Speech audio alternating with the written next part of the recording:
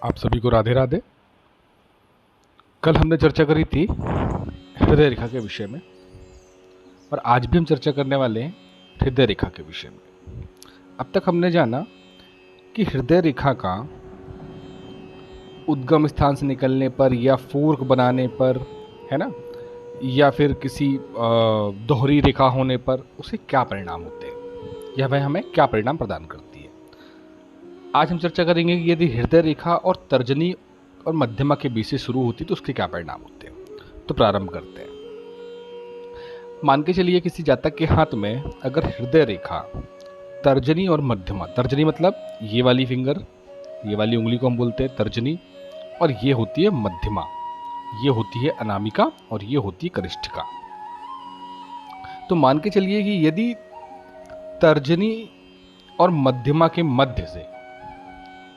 है ना, मतलब मध्य मतलब बीच से, यहां से, जैसे ये प्रारंभ हो रही है,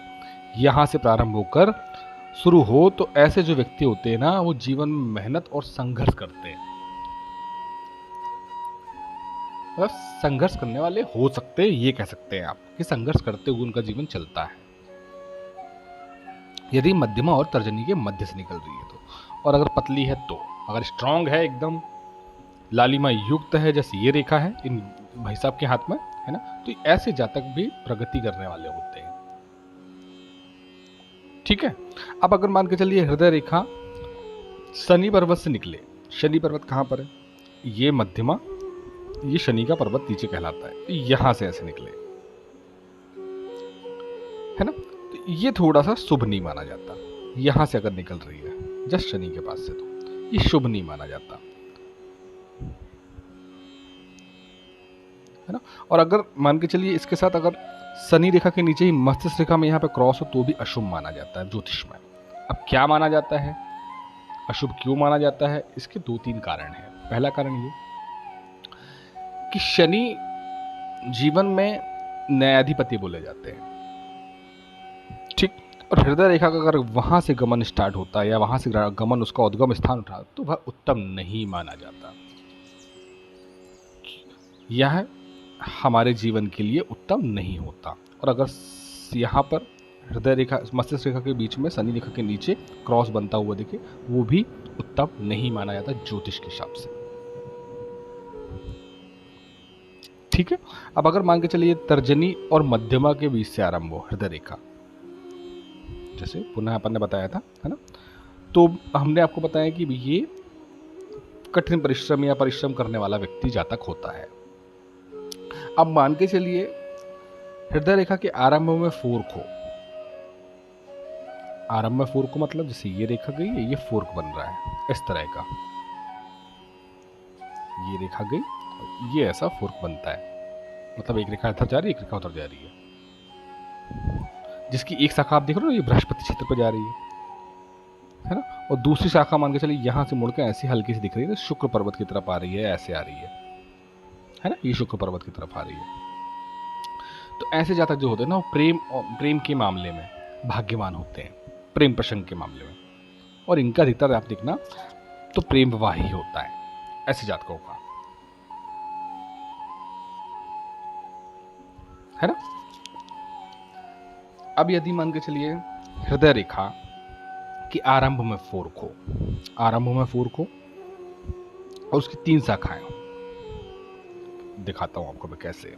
ये यहां से प्रारंभ हुई और आरंभ में फोर्क है, 1, ये 2, ये 3, और तीनों ही बृहस्पति क्षेत्र पे हो, मतलब ये रेखा और ये रेखा, सॉरी, ये तीनों बृहस्पति क्षेत्र पे ही हो, तो ऐसे जातक को पर्याप्त धन संपत्ति प्राप्त होती है, पर्याप्त मात्रा में। अब अगर हृदय रेखा में के आरंभ में फोर्क की 2 शाखाएं हो, 2 शाखाएं कैसी, ये रेखा जा रही है और ये यहां से ऐसी हल्की सी ये शाखा फोर्क नुमा, ये फोर्क है, एक गुरु पर्वत पर जाए और दूसरी शाखा तर्जनी और मध्यमा के बीच में, ये तर्जनी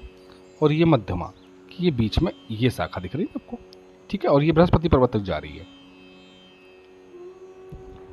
तो ऐसे जो जातक होते हैं ना, वो अपने घर परिवार में से अत्यधिक जुड़े रहते हैं तथा उनको ना आप देखना पूर्ण घरेलू सुख प्राप्त होगा, घर के परिवार के सदस्यों से प्रेम प्राप्त होगा, उनके संबंध उत्तम रहते हैं और अपने अपने घर से जुड़े रहेंगे, चाहे कहीं भी रहें, किसी भी क्षेत्र विशेष में रहें, किसी भी प्रदेश में रहें, किसी भी देश में रहें, वो अपने परिवार से जुड़े हुए होते हैं, जुड़ाव होता है उनका, है ना। अच्छा, ज्योतिष में एक चीज़ और देखी जाती है इसमें, और इसमें भी मतांतर होते हैं ज्योतिषियों के, ठीक है, कि अगर रेखा, हृदय रेखा का उद्गम स्थान मस्तिष्क रेखा से के मतलब मस्तिष्क रेखा से शनि पर्वत को नीचे छूते हुए हो, मतलब ये मस्तिष्क रेखा है। अब यहां से मान के चलिए आप कि मस्तिष्क रेखा, जैसे मैं आपको कैसे इसको बना के दिखाता हूं कि ये हो गई आपकी जीवन रेखा, ठीक है। अब यहां से ये मस्तिष्क रेखा जा रही है, ठीक है। अब यहां से ये हृदय रेखा है और ये ऐसे छू रही है इसको,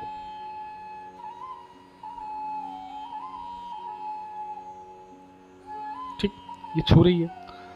अब अगर ये छू रही है तो ऐसा माना जाता है कि ये विवाह के लिए उत्तम नहीं होती,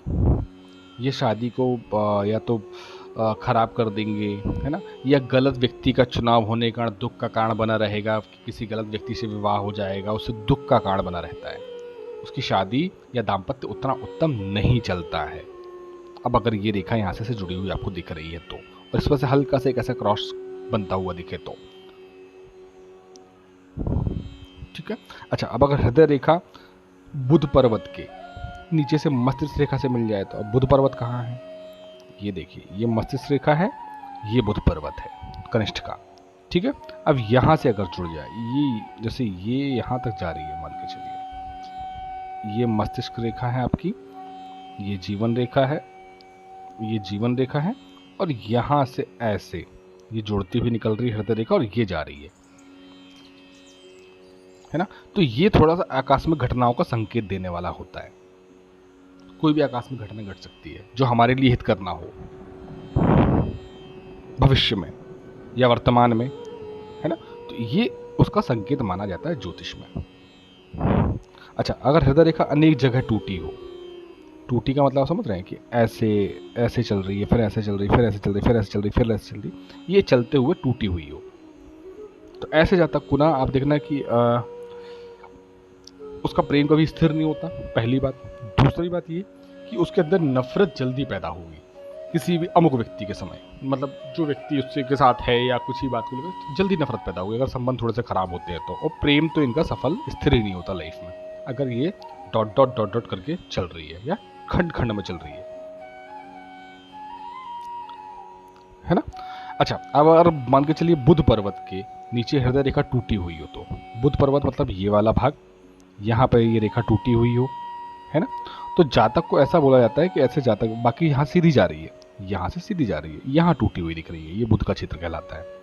तो ऐसे जो जातक होते हैं ना, वो थोड़ा सा लालची होने के कारण कह सकते हैं कि उनके प्यार में या प्रेम में रुकावट आएगी, है ना।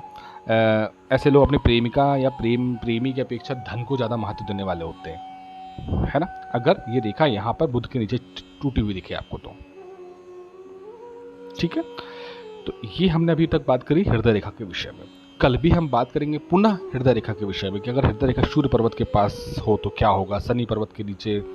हो टूटी हो तो क्या होगा, है ना, हृदय रेखा में दो सीधी रेखाएं अगर चंद्र पर्वत आ जाए तो क्या होगा। इन सब विषयों पे हम कल पुनः बात करेंगे। तब तक के लिए राधे राधे।